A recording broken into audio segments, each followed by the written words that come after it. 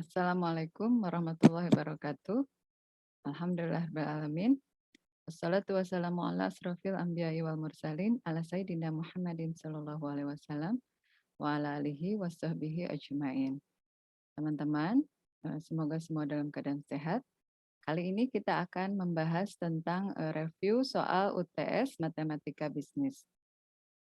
Ya, seperti yang sudah kita bahas setiap topik ya dari mulai pertemuan pertama sampai dengan pertemuan ke-6, kita sudah membahas tentang deret hitung, deret ukur, kemudian fungsi, eee, pengaruh subsidi dan pajak terhadap keseimbangan pasar. Ya, dari 3 pokok bahasan tersebut, kita akan mencoba membahas soal-soal yang akan menjadi kisi-kisi dari UTS kita, ya. Yang pertama, adalah, soal deret hitung ya.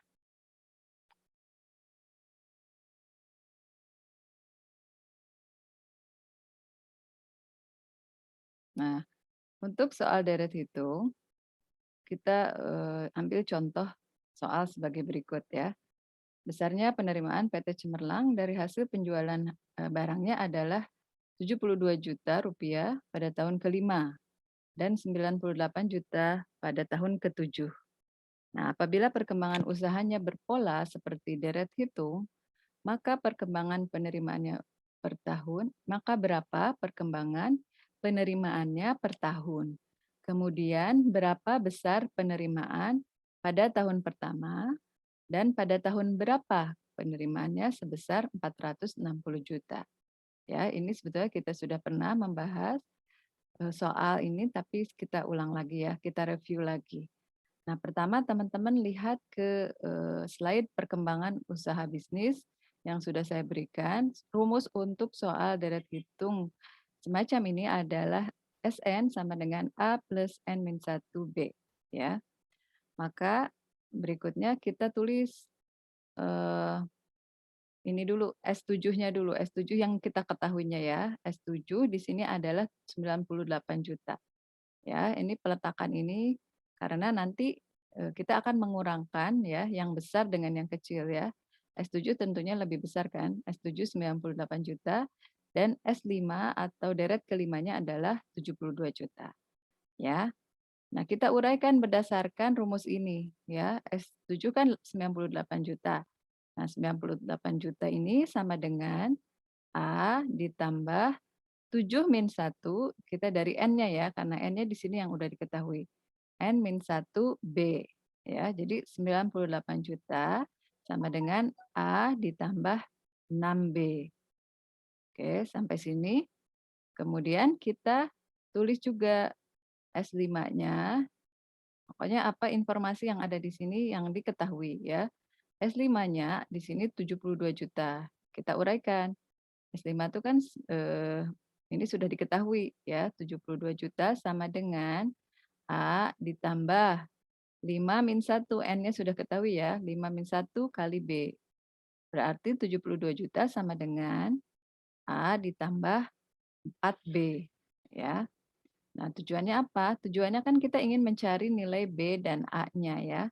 Maka kita akan mengeliminasi persamaan yang atas ini dikurangkan dengan persamaan yang bawah. Oke. Nah, hasilnya kalau kita kurangkan 98 juta dikurang 72 juta adalah 26 juta. A dikurang A 0, 6B dikurang 4B 2B. Ya, gitu teman-teman. Kemudian selanjutnya dari sini A-nya kan tereliminasi. Nah, tinggal satu variabel sehingga satu variabel tersebut kita bisa ketahui berapa angkanya. Ya, dari sini 2B sama dengan 26 juta. Ini kita hanya tukar saja posisinya. Lalu, nah dapat ya B sama dengan 13 juta. Karena 26 juta dibagi 2. Jadi B-nya 13 juta. Maka beda atau selisih dari, deret tersebut itu adalah 13 juta ya. Lantas, itu yang pertama ditanyakan, kemudian, adalah perkembangan usaha penerimaannya per tahun. Jadi kita bisa tahu si bedanya atau perkembangan penerimaannya per tahun ada 13 juta. Sementara ditanyakan juga berapa besar penerimaan pada tahun pertama. Nah, berarti ini kita cari nilai A, ya. Nah, nilai A-nya, nah ya, dengan memasukkan nilai B ke dalam satu persamaan, kita bisa memperoleh nilai A, ya. Jadi, tadi persamaan sebelumnya kan 72 juta sama dengan A plus 4 kali B. Masukkan nih B-nya ke sini, 13 juta ini ya. Lantas 72 juta sama dengan A ditambah 52 juta, karena 4 kali 13 juta itu 52 juta. Nah, dari sini variabelnya tinggal bersisa satu, selainnya angka, maka sudah bisa kita peroleh. Jadi maka A sama dengan 72 juta dikurangi 52 juta. Kita pindahkan nih 52-nya ke sini ya, ke ruas kanan sehingga dia negatif. Kita memperoleh A-nya sama dengan 20 juta atau dengan kata lain penerimaan usahanya di tahun pertama adalah 20 juta. Nah, berikutnya adalah pertanyaannya, tahun keberapa nilai penerimaannya sebesar 163 juta, ya.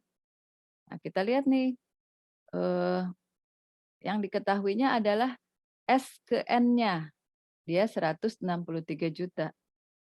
Nah, tapi tidak diketahui N-nya itu berapa gitu, kita akan cari, ya.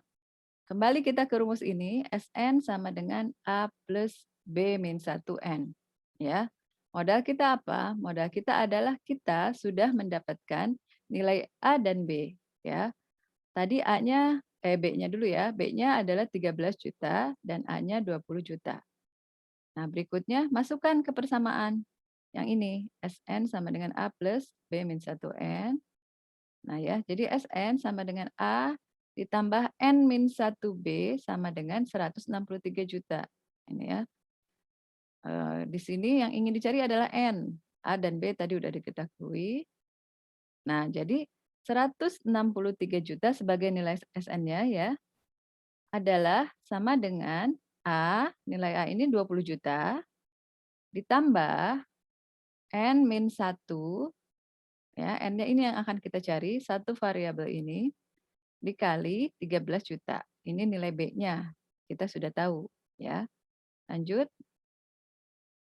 Nah, kita pindahkan N-1 dikali 13 juta ini ke ruas kiri, sehingga lebih mudah. Nah, maka 163 kita pindah ke ruas kanan ya.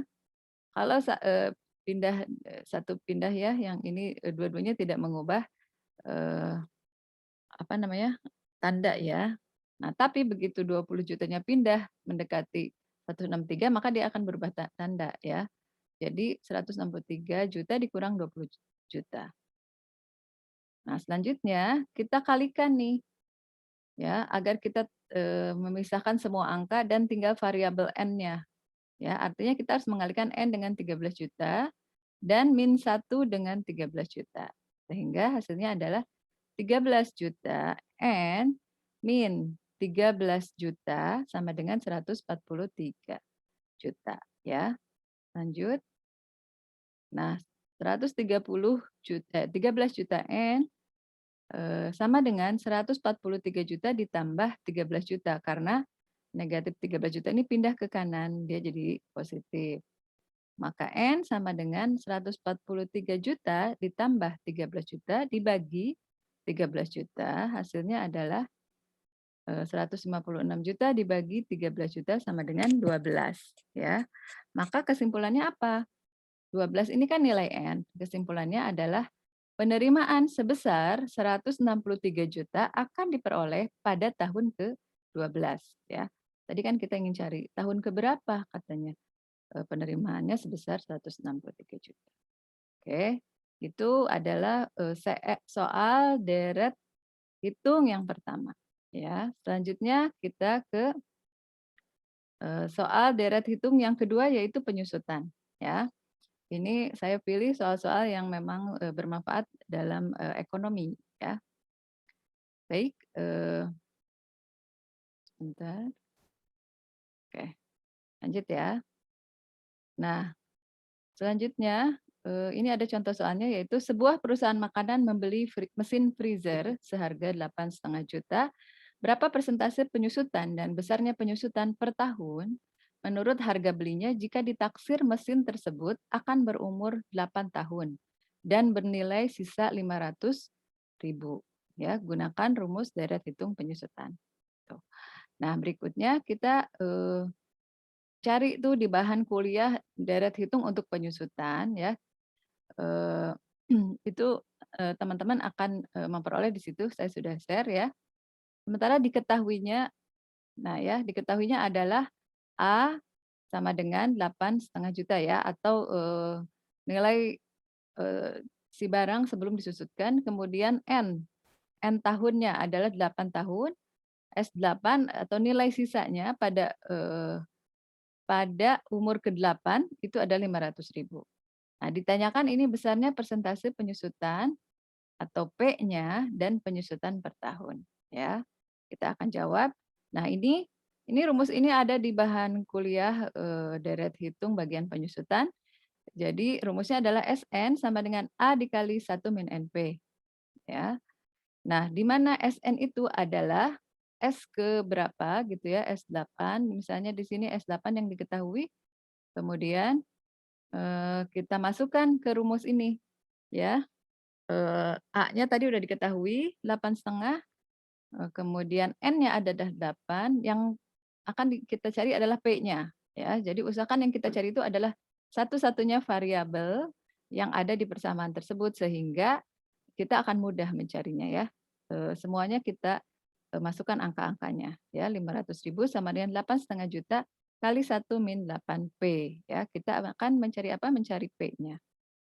Nah, kemudian kita masukkan 500.000 sama dengan 8,5 juta min 64 juta P. Dari mana ini? Ya kita kalikan ke dalam ya.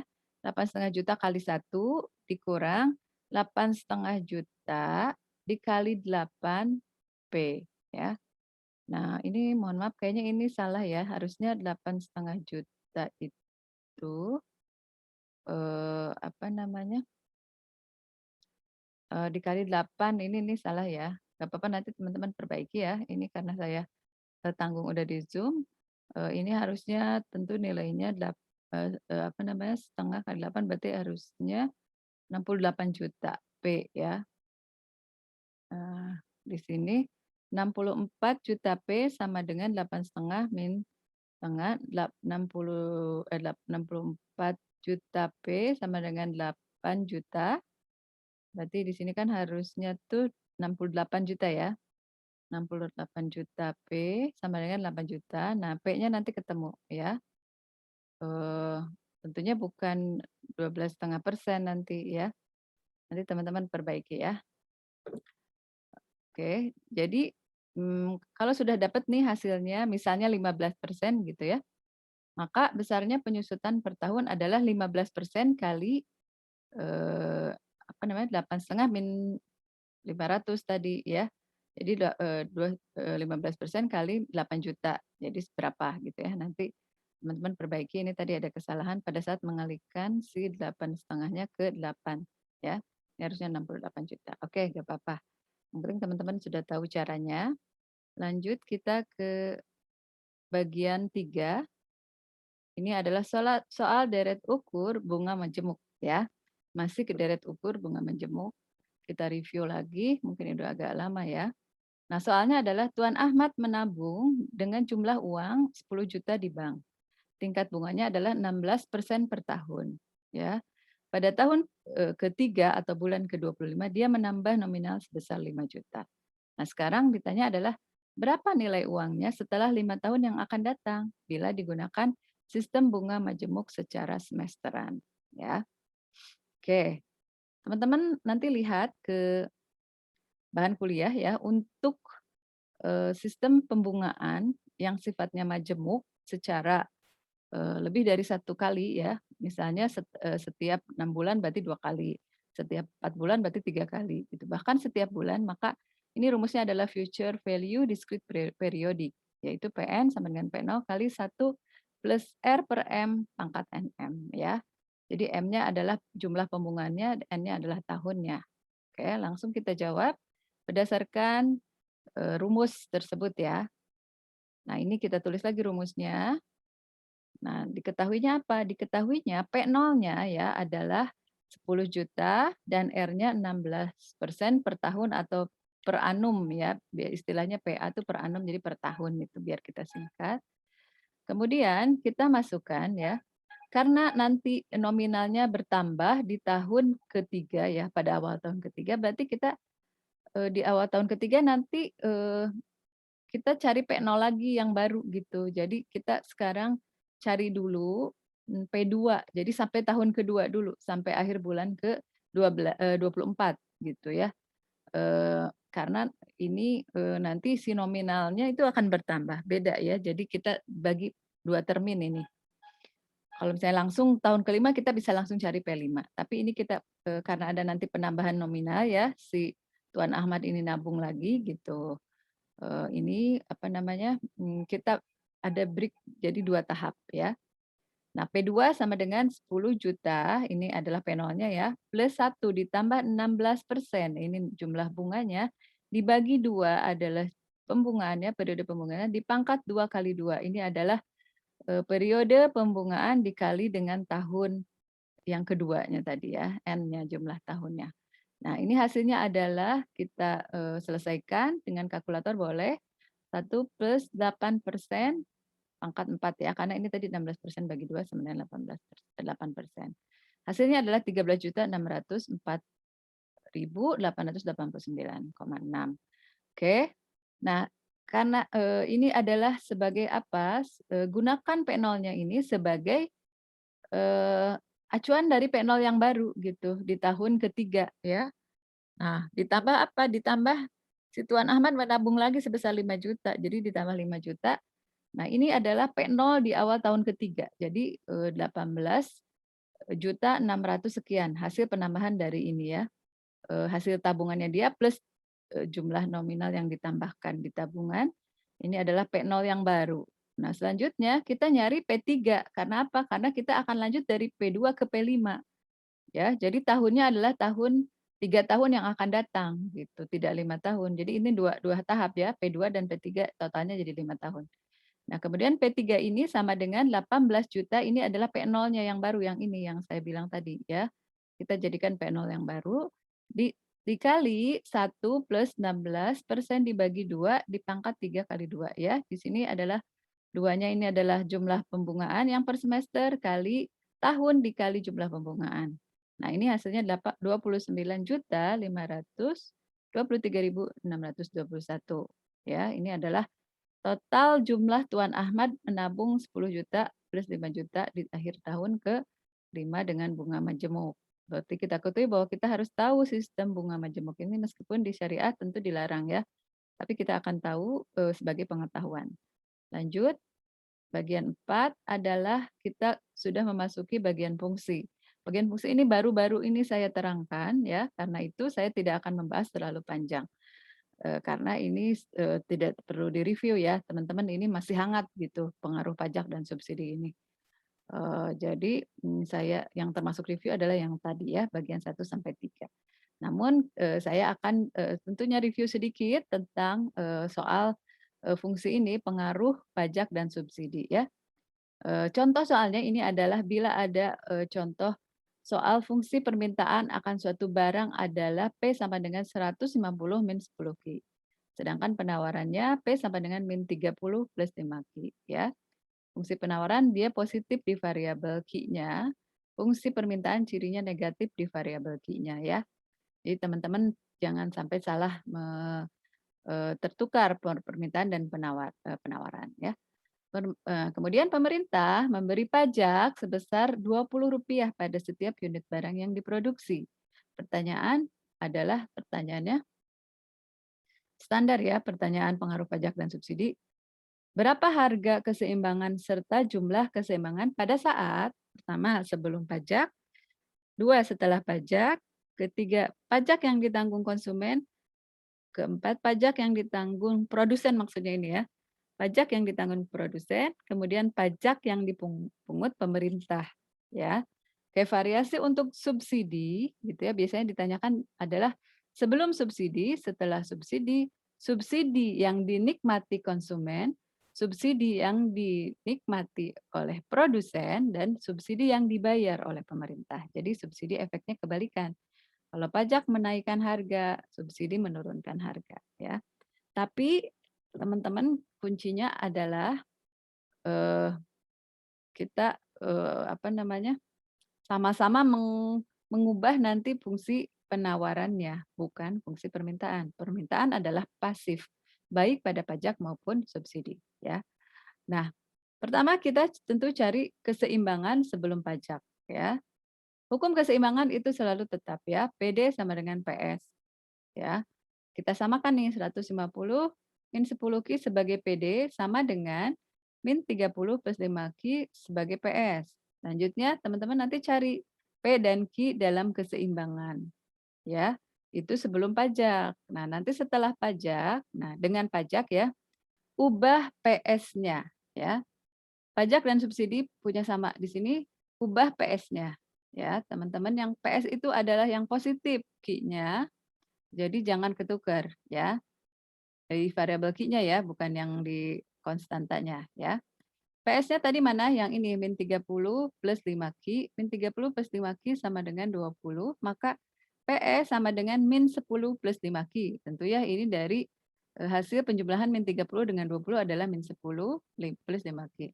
Lalu buat keseimbangan baru, teman-teman. PD-nya tetap. PD-nya yang ini nih, 150 plus 10Q ini ya. Nah, ini PS-nya adalah PS yang baru setelah pajak, ya.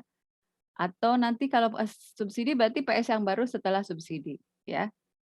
Nah, disamakan lagi keseimbangannya. Nanti carilah P dan Q dalam keseimbangan baru setelah pajak, ya. Baru nanti teman-teman cari pajak yang ditanggung konsumennya berapa, pajak yang ditanggung produsennya berapa, dan pajak yang dipungut pemerintah berapa. Ini sudah baru aja saya terangkan, jadi insya Allah nggak akan belum terlalu lupa ya, teman-teman tinggal baca lagi aja sumbernya ya. Nah, berikutnya adalah untuk soal subsidi, berarti nanti, sebelum dan sesudah subsidi ya. Nah, lalu juga ada, variasi soal yang pajak proporsional dan subsidi proporsional ya. Ini jangan lupa bahwa kalau pajak proporsional sama-sama penawarannya yang kita ubah nih PS-nya. Namun dia biasanya dalam bentuk persen terhadap harga, jadi persen P. Jadi teman-teman harus ubah nanti si fungsi penawarannya, sehingga si P-nya kembali ke 1P gitu ya. Karena, pajak dan, subsidi proporsional ini, dia akan mengubah si P-nya gitu ya, jadi sedikit berubah si ininya, si apa namanya, persamaannya. Nah, selanjutnya sama stepnya adalah, eee, lanjut cari P dan Q dalam keseimbangan baru setelah pajak atau subsidi. Ya, mungkin itu yang bisa saya share untuk review sebelum UTS, mudah-mudahan ada manfaatnya. Wassalamualaikum warahmatullahi wabarakatuh.